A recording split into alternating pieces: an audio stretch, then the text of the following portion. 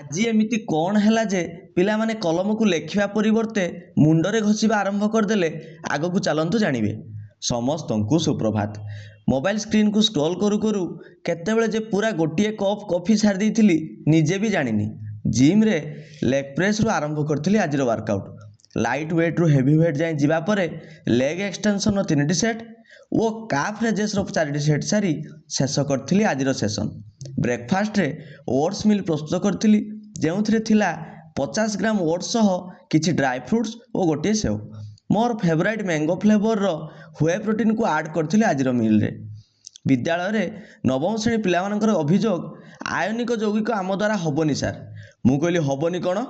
ପୁରା 40 ମିନିଟ୍ ପଢ଼ାଇବା ପରେ ସେମାନଙ୍କର ହସ ହସ ମୁହଁରୁ ବାହାରେ, ସେଟା ତ ସହଜ ସାର୍।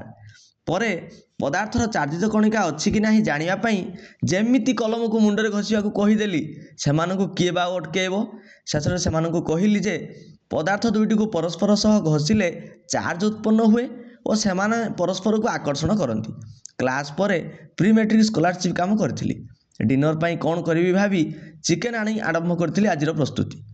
ପ୍ରାୟ 20 ମିନିଟ୍ର ଅପେକ୍ଷା ପରେ ଲୁଣ ଠିକ୍ ଅଛି କି ନାହିଁ ଜାଣିବା ପାଇଁ ଯେମିତି ଟିକେ ଝୋଳକୁ ଚାଖେ, ମନରୁ ବାହାରେ ଦୁଇଟି ଶବ୍ଦ, ପୁରା ପରଫେକ୍ଟ। ଚିକେନ୍ କଷା ସହ ରୁଟି ଖାଇବା ପରେ ବାସନ ସଫା କରି ଚାଲିଲି ଶୋଇବାକୁ। Bye bye.